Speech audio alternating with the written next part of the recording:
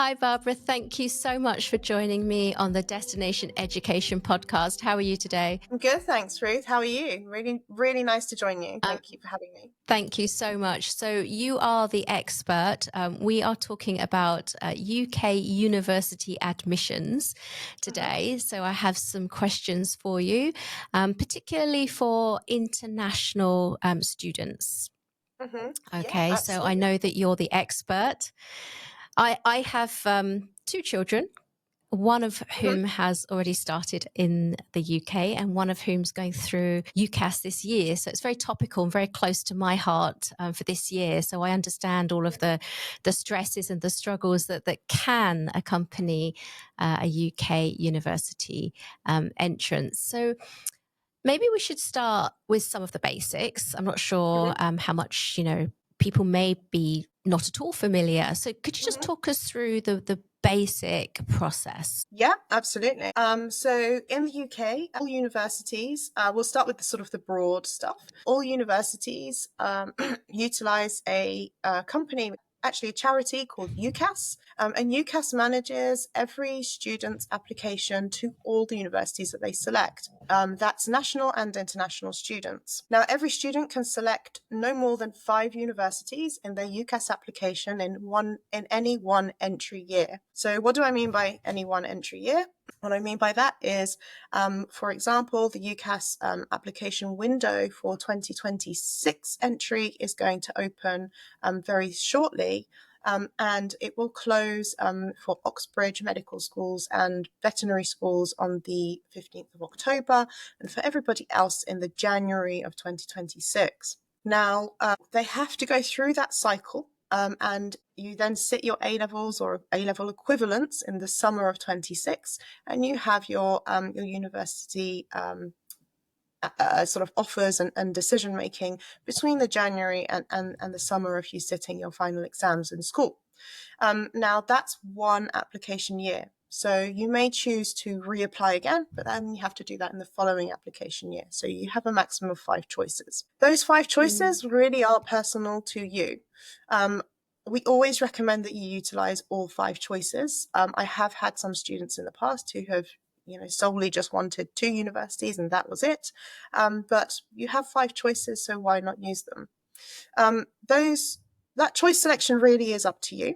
But you have to put them in, and you also have to decide on what course you want to apply for within that university itself. So every university and every course has a very special UCAS code that you need to reference in there. It's all listed. It's very simple to use. In addition to that, every university will want what they call a personal statement from you. And as of this year, that personal statement has changed up. But I'm It's sure we'll go into that. changing. I know it's. Yeah, yeah.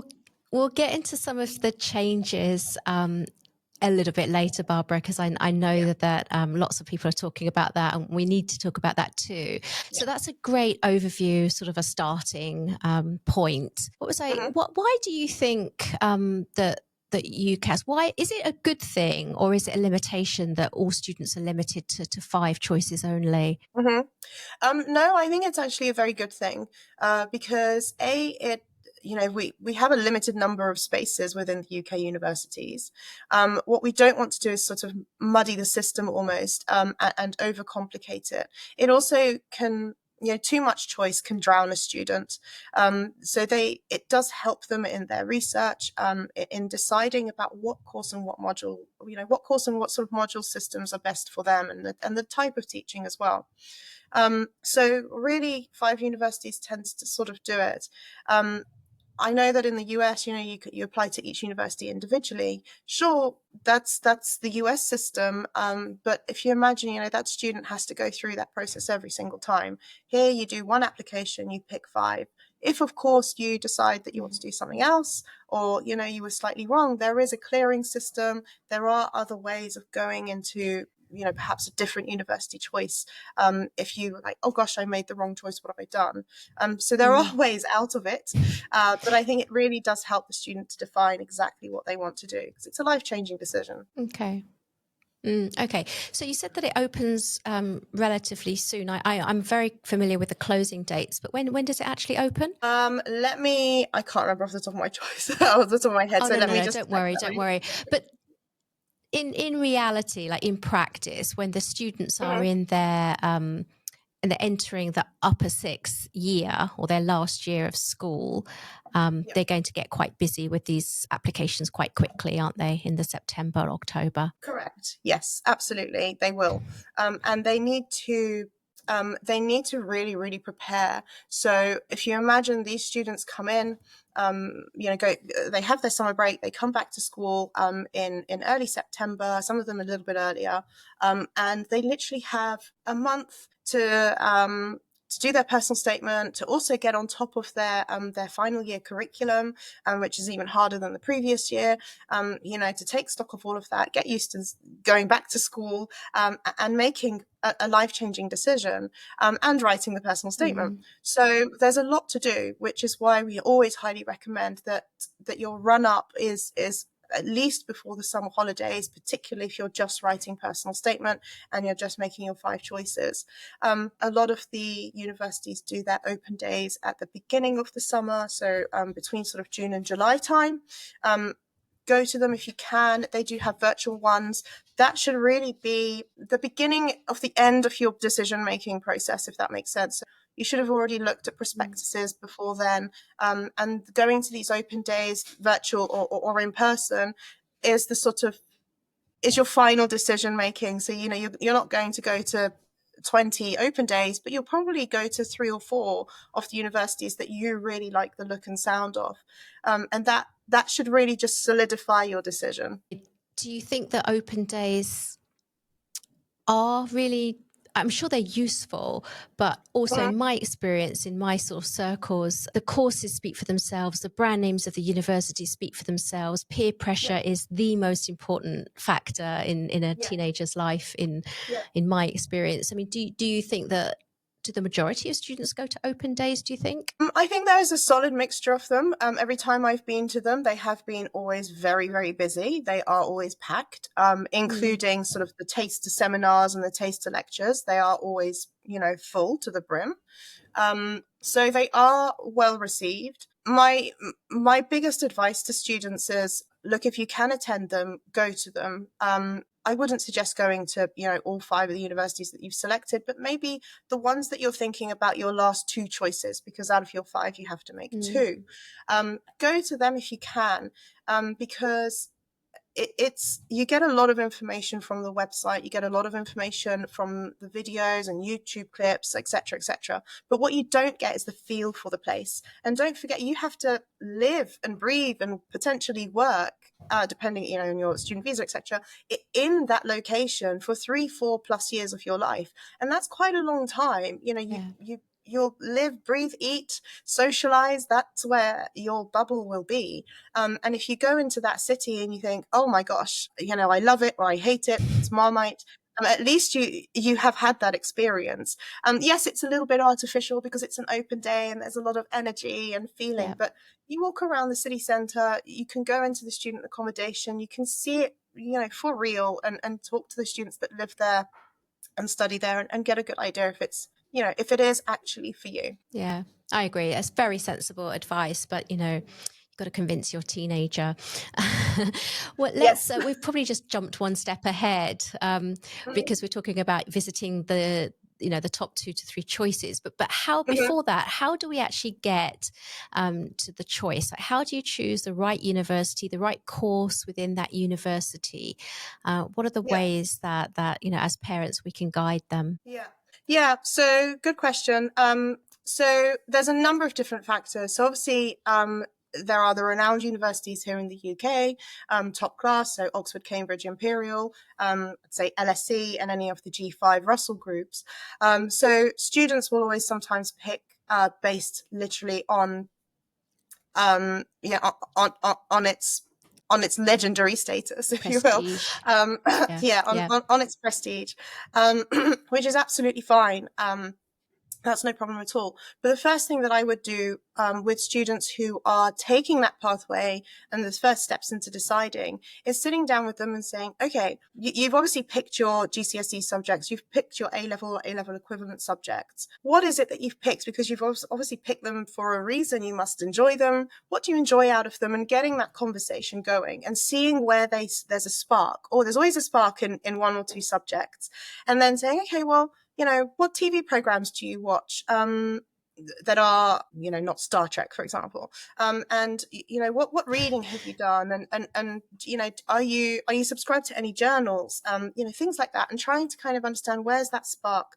And some students will naturally have it, and because they've developed that, into sort of a hobby, into their own love.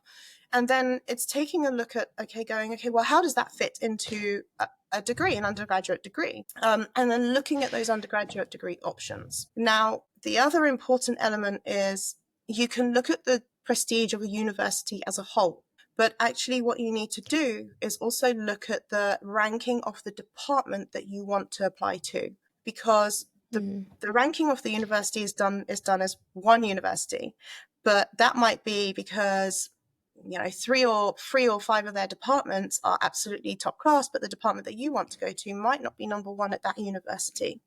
So take a look at the ranking of departments. Let's take a quick break to talk about something that can make all the difference for your child's educational journey. I'm thrilled to share that this episode is sponsored by Top Schools, your trusted partner in navigating the complex world of school applications. If you're aiming for a top independent school in the UK, Top Schools offers personalised consulting to ensure your child finds the very best fit with a guaranteed outcome. From identifying those best fit schools to crafting standout applications to invigilating the entrance exams, the expert team is with you every step of the way. Ready to take control of your child's future? Visit topschoolsadmissions.com or click the link in the show notes to learn more and book a consultation today. Use the code DESTINATION for 20% off. That code is DESTINATION for 20% off personalised support for entry into a top independent boarding school in the UK. Now, back to our conversation. Where do we look at the rankings? So, I guess there's a lot of different sources, but how do we choose our credible source? Yeah, really good question. So I always recommend, and I'm not affiliated to them in any way, I always recommend Times Higher Education. Why do I do that? Because yes, they are linked to the Times as in the newspaper, but actually they are an entirely independent source, and they, I think, actually provide the most rounded amount of information. So they do look at the, student happiness level, the individual departments and what they're doing, what their research funding looks like, what the universities are doing for postgrad and undergrad. And I think that's kind of one of the best places to go to. A lot of the newspapers, so Guardian, for example, will also do one.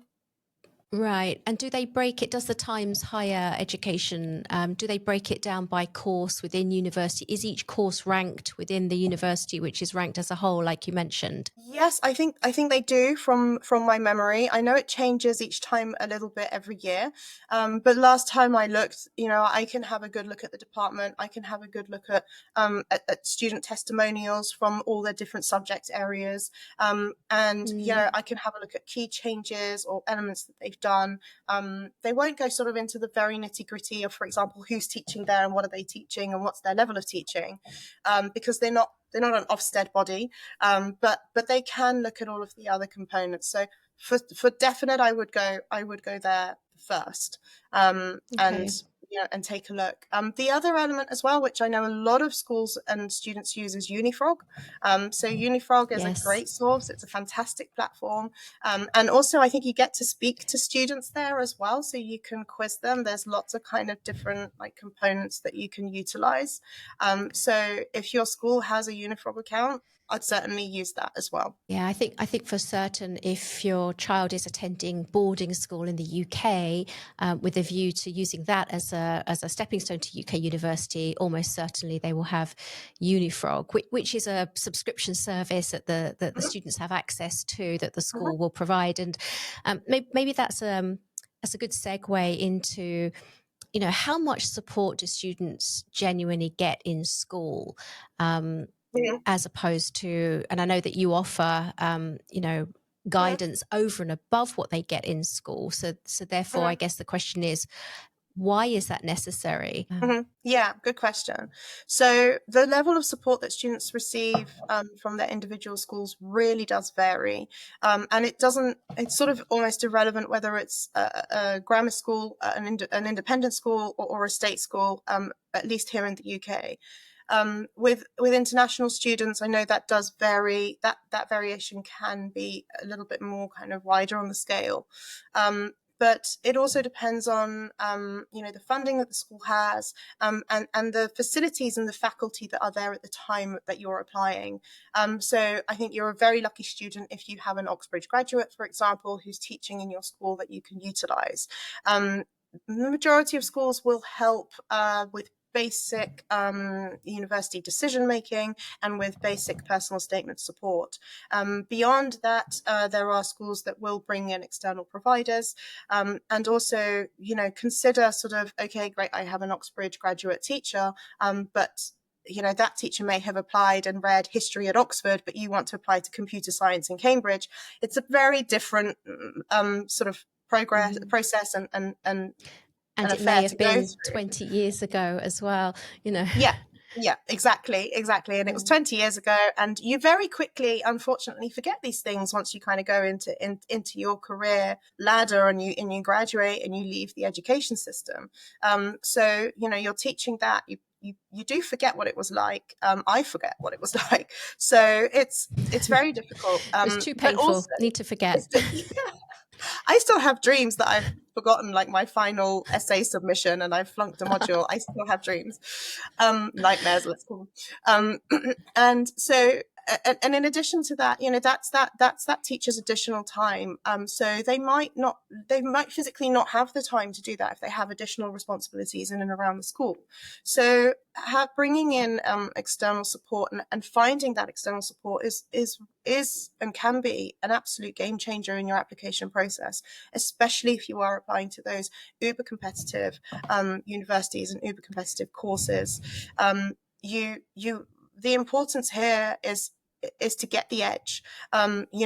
For students who are going to apply for higher academia, if you imagine you're probably the top of your class right now, you're acing everything, or expected to ace a lot of things, which is fantastic, but you're going to suddenly place yourself, you're a big fish in a small pond now, but you're about to become a small fish in a very big pond, because you're going to join all the other high achievers all around the world who are vying for that one place that you want as well. So how do you gain that competitive edge? What do you do? And that's kind of where a lot of that external support comes in. So how do you gain that competitive edge? And I'm sure that's a trite question, because of course the answer varies from student to student. But can you just give us a couple of maybe cases that you've done recently? Yeah, absolutely. So competitive edge, what do we mean by that? So what I mean by that, and when I work with students, is you are academically bright. You should be meeting the minimum requirements of the subjects that you want to apply to. That's not your problem, if that makes sense. So that's not the challenge. The challenge is that's the basics. That's the basics. You've got that. Fantastic. We're not going to worry about that foundation. What we do need to worry about is what are you doing to show your love for that subject? So what have you done that's relevant in shadowing or work experience, in reading, in discussions, in finding out or researching even yourself, writing an EPQ or an EPQ based research paper? What have you done that A, kind of tests your love, your passion for that subject, and B, expands your learning for it. So as an example, I'll give two examples actually. One I will do as myself. So I studied archaeology and ancient history. So I actually did a dual undergraduate. But it's a very niche subject, right? And you have to know whether or not you will fall in love with that. If that is the path that you want to go down. And so what I did is classically, I started to watch Time Team. I absolutely fell in love with it. It was my jam every Sunday evening. I would watch that. But also I signed up for a Bronze Age archaeological dig, and they accepted me. And I went back for 2-3 years in a row because it was an international project. And I was very, very proud of that. But it also gave me a chance to support in writing a paper on it. So I actually helped in writing some of the papers on it, and I translated a book on it. And this is all whilst I'm a student. And, continuously doing reading and writing, going to lectures and things like that. So the Royal Society, for example, I went to a lot of them. I highly advise students to go to them. They're free, in person and online. And it really solidified my love for archaeology and ancient history. And so I knew that, okay, I'm going to love this no matter what. And I could then tie that into my personal statement and my interview and, and everything else that I kind of did. And obviously, that really helped because they could see that was shining through it, like through me, and my willingness to then learn even more. Another student that I recently had, he was applying for PPE in Oxford, is going there this October, which is fantastic. And what he had done is, again, he had gone to many sort of lectures, but also he'd started a debate club in his school, which they didn't have before. He got a lot of students coming into that, which was fantastic.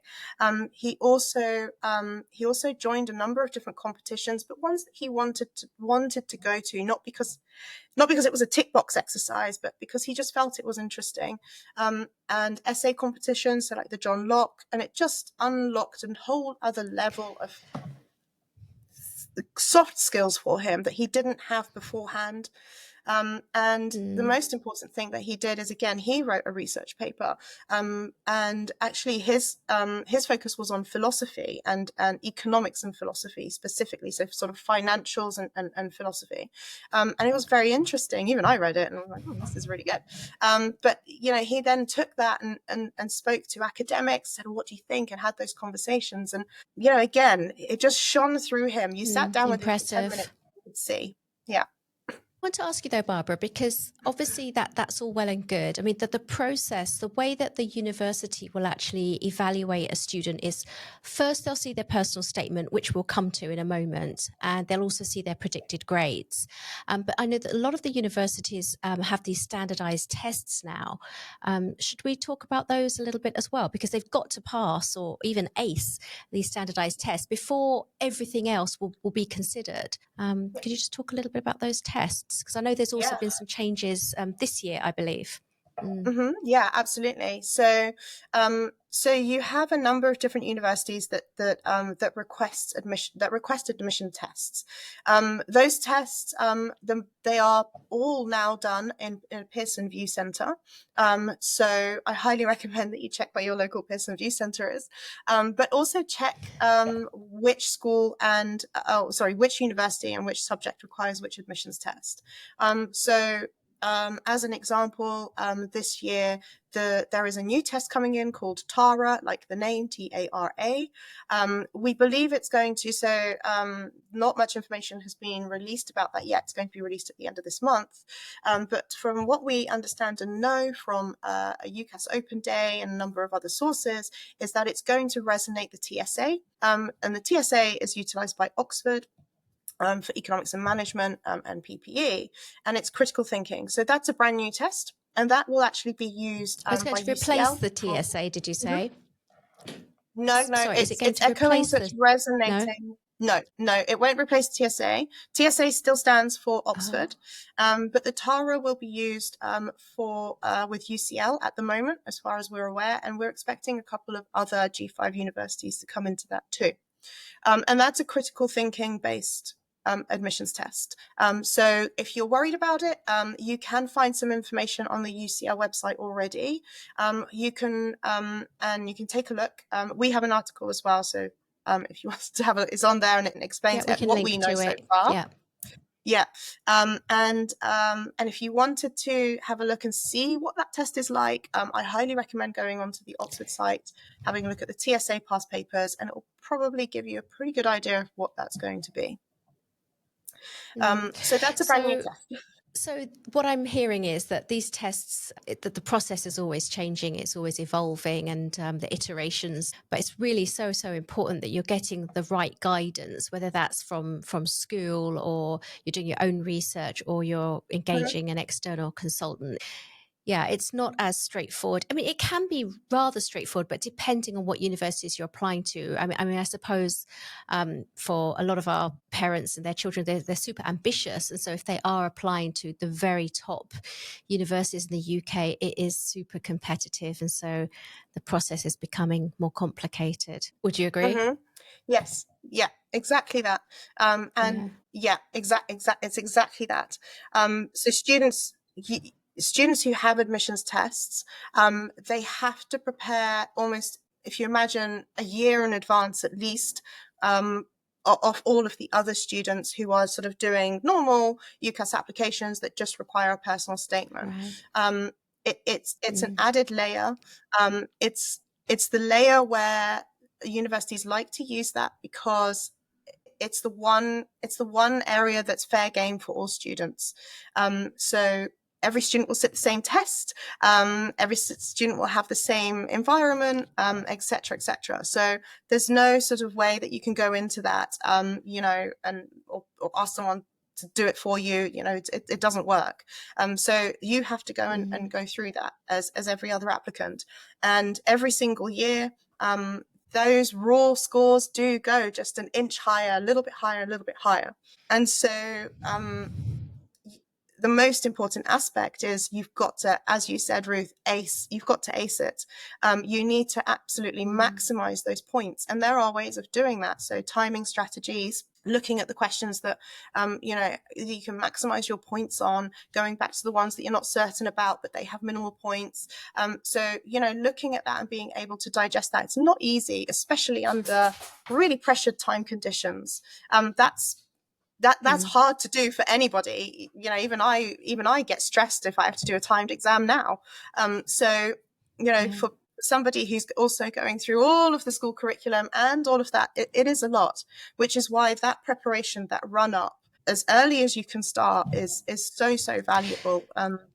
Yeah, I want to ask you about that, actually. So, we said that you're going into upper six or last year of school, and it's time to start the applications. But going back, when do you think is the right time to start preparing? Because I would even wonder, I'd ask you that even choosing A-level subjects or IB subjects.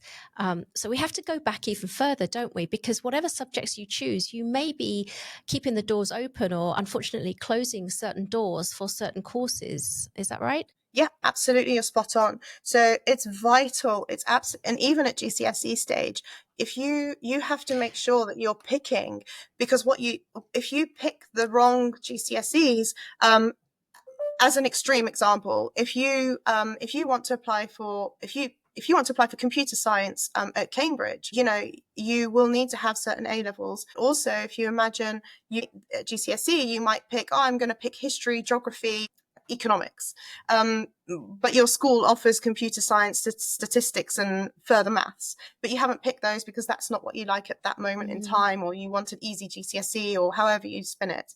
That then might close your door at the A-level subjects that you get to choose, depending on how your school processes what your pathway is. And what you might end up doing is closing that A-level door and having to do it privately as a private student outside of the school. Now, some schools aren't that controlling with that pathway, but you need to have that conversation as early as GCSE to really understand. And then looking at your A-levels, exactly as you say, you need to make sure, if again, Cambridge computer science is your dream, you must have maths, you must have further maths, and one other, sciencey STEM-based subject. And if you look at the entry requirements for the subject and the university that you want to go to, it will tell you clear as day, these are the basic requirements, and underneath they will have recommended subjects. Now, very niftily underneath those recommended subjects, it will give you very openly the statistics of how many students take those recommended subjects and what other subjects students might take. I promise you now, what they recommend is what is required, basically, because if you want to join the other top cohort, you need to have those in the bag. So if the university is saying to you, okay, for example, if you're applying for economics and management at Oxford, you don't need further maths, but the majority of students will be taking further maths. So you kind of need to make that decision, and have a very good reason perhaps for why you didn't take further maths. You might choose philosophy or something else, which is again fine. For economics and management, they need a humanities subject as well as your maths and further maths, but you have to you've got to make those decisions, and they will change the pathway that you've chosen if you're not careful. So it gets earlier and earlier. So just to recap, children will choose their GCSE subjects in the latter half of year 9. So do you think that's a really good, they're so young and they're so immature. They don't really, they are so young at year 9, aren't they? But do you work with students of that age? Do they generally have a sense of what they want to do? Yeah, so really good question. We do work with some students as early as year 9. It's a very relaxed program. There's nothing that we sort of give them that they can't manage. So we don't give them sort of high level access to things, because what that does is it does the opposite effect. It completely freaks them out. They get completely scared and go, oh, I can't do this, I'm not ready for this, etc., which isn't what we want to do. But it is very important that we guide them through that. Say, okay, is that what you love? All right, let's find out if that really is, or maybe there's a tweak in here somewhere, we can go down a whole other path. And allowing the student to have that fun, and it should be fun, it should feel like fun for that student, like an exploration of, okay, where do my interests really lie? Because exactly at that age, they're so young, but they're in their absolute formative years. That end of year 9, my son's just gone through it. That end of year 9 is so critical, and we went through it together, and we decided what his GCSEs would be. And, and he said, like, this is what I love, this is what I want to do. Like, fantastic. But you need to explore that a little bit with them, because, 1 month they love one thing, another month they'll fall in love with something else. Yeah, but at its core, I've heard it said so many times. This is what I said to my children. I said, you must choose what you love, where it intersects with what you're good at, in a very basic form.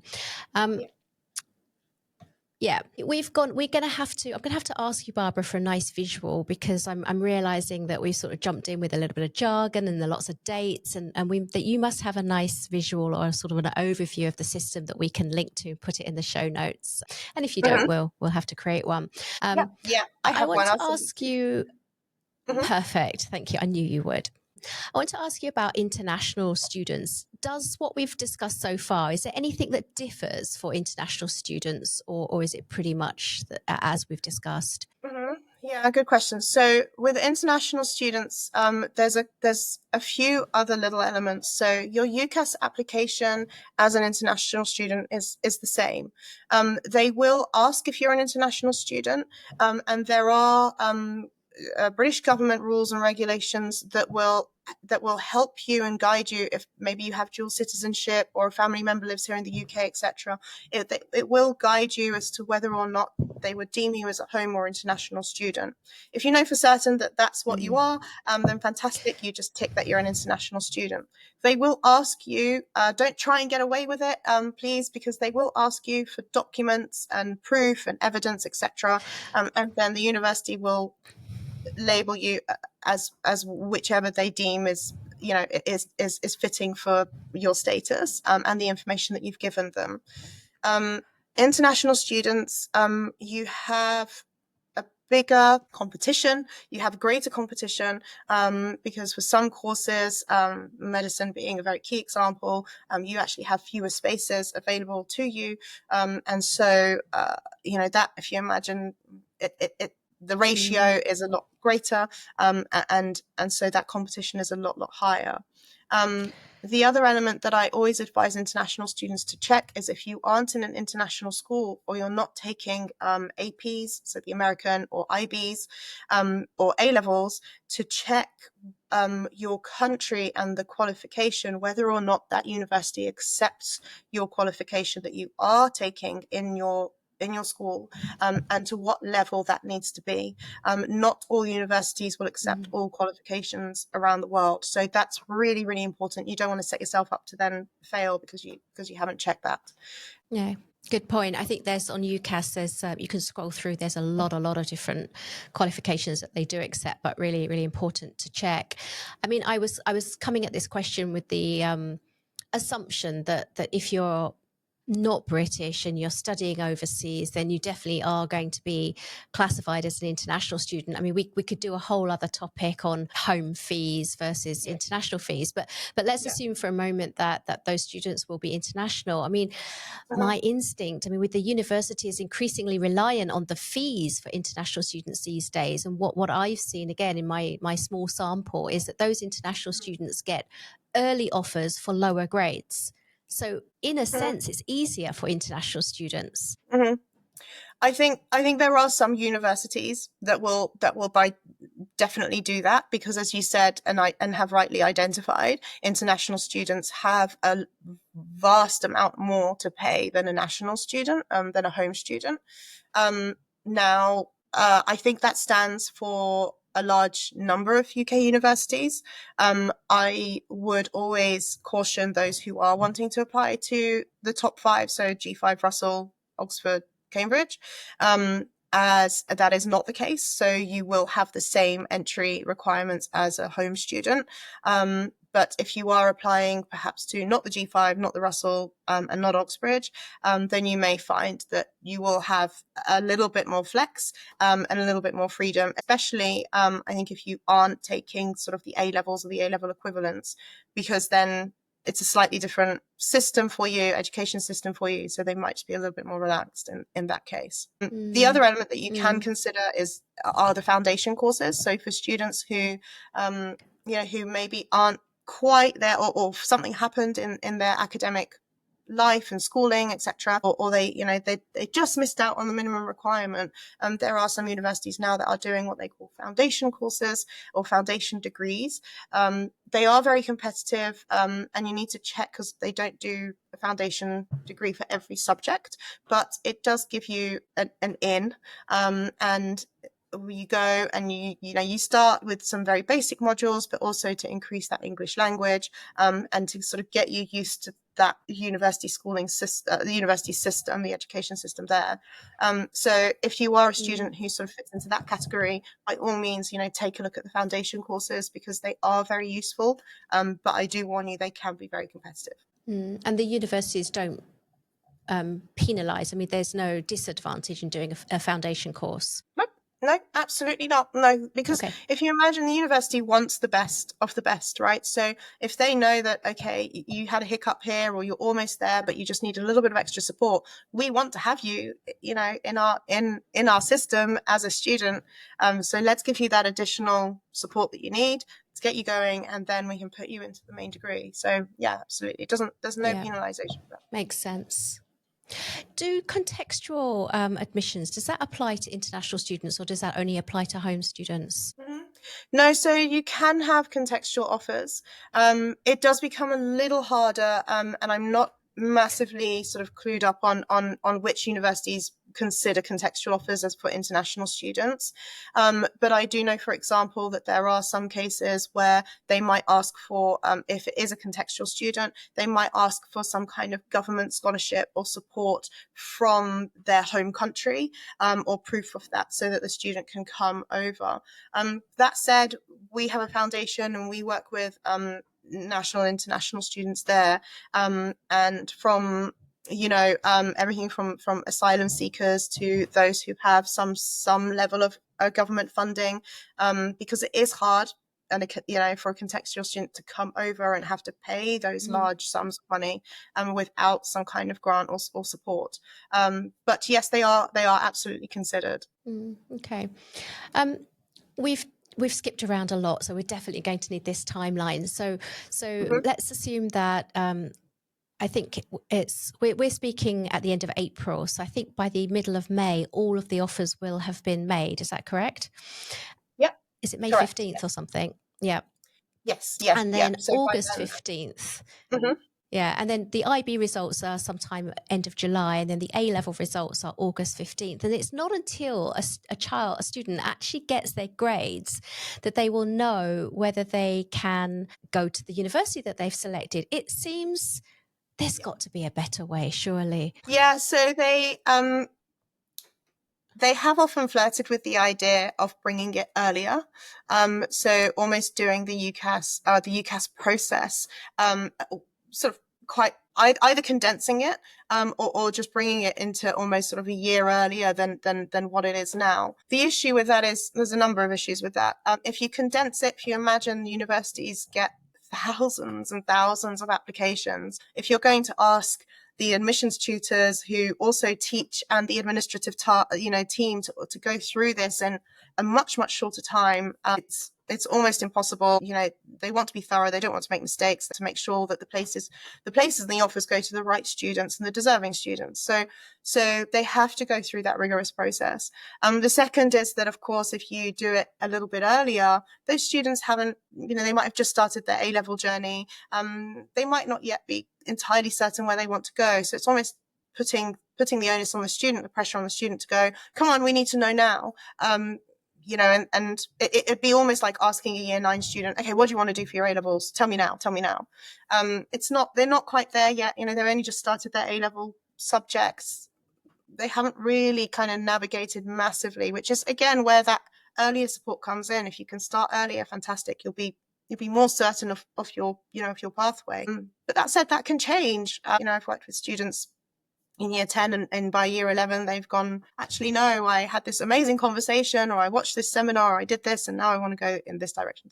It's not very fair on the student. It does make it a little harder, and it does make it very exciting for students across the summer to sit their exams and then have to wait. But that's why when you're making your university choices, make smart choices.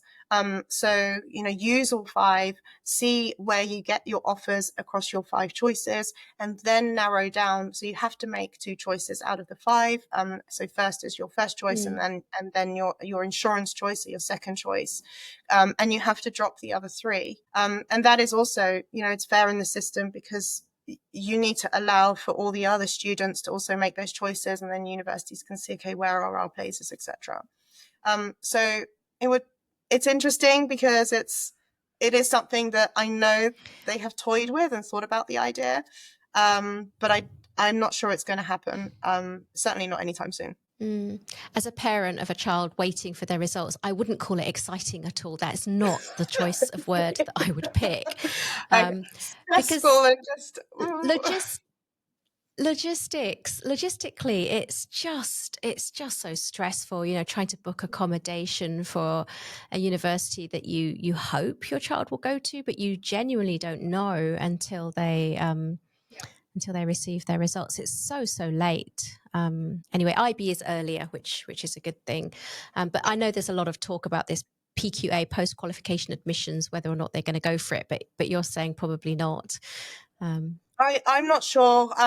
They have flirted. It's not the first year that they flirted with this. It's been a few years in the making, and we have seen, for example, the admissions tests have been pulled super early now. So they literally, students for Oxbridge, they submit their UCAS application, and then for some of them, 2 days later they have to sit their admissions test. So it is sort of edging closer, whereas a few years ago it would be sort of mid-November, start of November, so they had that little bit of time. That's not the case anymore. They are all set in October, so there is a slow speeding up, but I think you might get some pushback from the universities as well as potentially schools. It'd have to be really, really well designed and structured to be able to sort of maximize that. Okay, well, we do know that one thing is changing, and that's the personal statement. They're calling it a reform, but I don't think it's that big of a reform, is it really? So just briefly, Barbara, because that's for people who are listening, if they are applying for 2026 entry, they will be the first cohort to do the new style of personal statement. What does it look like? Yeah. So exactly as you said, Ruth, there's not a huge amount to panic about here. So what they've done is they've basically helped to simplify the personal statement. So the total character amount in the personal statement is still the same, including the spaces, etc. And the content is pretty much broadly the same, but with 3 guiding questions. And those 3 guiding questions are, why do you want to study this course or this subject? How have your qualifications and your studies helped to prepare you for that? And what else have you done to prepare outside of education? And why are these experiences that you've done useful? That's it, those 3 questions. Now that should really help to guide. And what they've done is they've said, okay, there's a minimum character for each of those questions of 350 characters. And that is very clearly labeled for them in each box.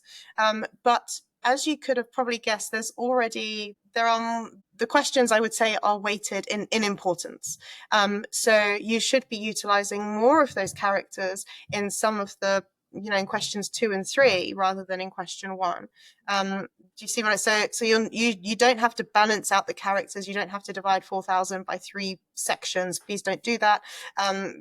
You definitely need to be talking about what have you done, and to show your passion for that subject, and and talking sort of those. So the UCAS personal statement is changing slightly. Can you tell us about that? Mm-hmm. Yeah, absolutely, Ruth. So it's exactly as you said, it's only slightly. So students absolutely don't need to panic. What they've done is they have helped them to simplify and to really kind of break down and focus in on the context of the personal statement. So what they have done is they've divided it into 3 questions. And those 3 questions are as follows. So why do you want to study this subject or course? How have your qualifications and studies helped you in preparing for that? And what else have you done to prepare outside of education? And why are those experiences useful? So every single one of those 3 questions has a minimum character count of 350 characters. And that will be very clearly labeled in each of the question boxes with the character count. Now, the personal statement as a whole, with answering all of those 3 questions, will still have a total of 4,000 characters. It still has the same sort of structure and amount of writing that you can do as the old personal statements have done so. Every question is, I think, slightly differently weighted. So you should be spending less characters in question 1 and more characters in question 2, and probably even more characters in question 3 than you have done in 1 and 2, because those 2 questions, question 2 and 3, so how have your qualifications and studies helped you to prepare for this course, and what have you done outside of education, and why are they useful, are the ones that are really going to guide those admissions tutors that are looking at your personal statement and understanding whether or not you are fit for this course. Is it something that can they imagine you studying this in their institution for 3-4 years of your academic life? Will you be a good addition to the student cohort, and is it genuinely something that you love? Can they see that? That's their first time that they meet you as a person. So it is really, really important that sort of passion comes through. Okay, I think we did lose a little bit of the sound. We might sort of fill in a bit of gaps. We'll certainly put some stuff in the show notes. Don't worry about it. But I think that the highlights are, yes, the personal statement is changing. It's not really a reform. It's a minor change. It sounds like they've almost made it easier. And I'm sure they're not doing it for our, top scoring, ambitious students who are applying for Oxbridge and G5. They're doing it for the sort of the masses, really. Yeah, exactly that. And what they're trying to sort of etch out is, you don't need to treat the personal statement like it's a CV. You're not listing your accomplishments. They don't expect you to go, and I did the physics Olympiad, and I did the American Physics Bowl, and I did this, and I got a John Locke. That's not what they want. What they want is, okay, great, you did the physics Olympiad. What did you learn out of it? What was your experience like? They don't want this, and I met so and so, and I read this, and I got the autograph from that, and I got a letter from. No. And also the other thing that a lot of students sort of fall into that final trap of is, I'm the head girl, and I'm the cricket captain, and I do this. Fantastic, but what has that got to do with if you tie it in and you can say, okay, I was the head girl, and therefore I took control of creating 10 new clubs, and one of that club was something law, and now I'm applying to law, so tie it in somehow. Yeah, it's a really common misperception, I think, by a lot of students and their parents that, accumulating accolades is the thing to do. And unfortunately, I see a lot of families that do that at the expense of other things that they could be enjoying. And just it's not about doing the thing. It's about what did they learn from that, and how is that going to better prepare them for the course that they're applying for, right? Exactly. It's exactly that. So you can amass those accolades, and by all means, what we don't want students to think is, oh, okay, I shouldn't be doing any sport, or I shouldn't join chess club, and I shouldn't do any of the things that I love. No, please continue, because it makes you a rounded person.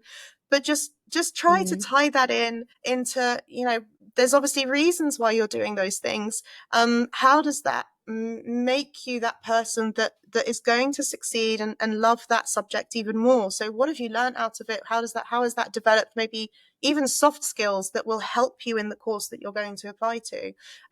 Really, really critical. So just start thinking about that, and by all means, don't stop in order to read more books and things. It's okay. Enjoy the things that you want to do, but tie it in. Yeah, I've heard it said that can't remember who said it. I'll credit the person if I remember, but they're looking for, essentially, this applies to schools as well, schools, universities, even probably employers. What are they looking for? In a nutshell, they're looking for students who are interested in doing the thing, and they are interesting. So I think, all of these accolades, all of these experiences is helping them to make them a well-rounded person, be more interesting as a candidate. Yeah, exactly. So long as you can go into your interview and write in your personal statement that, I did this not because it was another notch in my academic bedpost, but because I wanted to, I wanted to learn this, or I wanted to compete, or, I had this great idea for a project or a competition, and I wanted to fulfill it, and I wanted a team, and so trying to just explain like exactly that, like, why did you do that? And also, I think the other important thing that students need to accept, which is really hard for any human to accept, is failure is okay. You might go into a competition, you might not get gold or merit, or all the different various options, but that's okay. You should still talk about it if it was a key learning point in your journey. You can't win all the time, but that's fine. What the universities want to see is, are you teachable? Are you amenable? Are you moldable? If you are just going to go straight into, win, and I learn everything and I know all of this, as a professor, they're going to look at that student and go, I can't even teach you, because you know it, you're on it, like, fine, why do you want to come and learn from me if this is sort of your track? So think about like what your learning points are in your failures as well, and just know that it's okay. Many of us, not everyone can win gold and have merit and do X, Y, and Z, but you can still learn from that, and that's good. That's a really good point, and that's obviously very culturally, sometimes that doesn't cross into different cultures, but applying to a UK university, that is very much that's a really good point. We have run out of time, Barbara. We could talk more and more and more. What you don't know about UK university admissions isn't worth knowing, so we will link to lots more information in the show notes, and we'll put the links of where to find you, because obviously if people are listening and they would like to have that one-to-one guidance, and then that's what you do, and you do it very, very well. So thank you for your time, Barbara.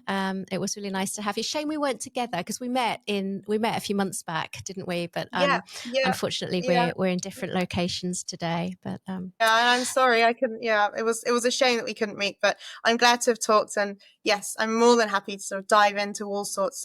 It's a really good conversation to get your teeth into, and highly valuable for students. I think, especially international students. 100%. Thank you so much, Barbara. Have a lovely evening. Thank you. Thank you, Ruth. Take care. Bye for now. Bye.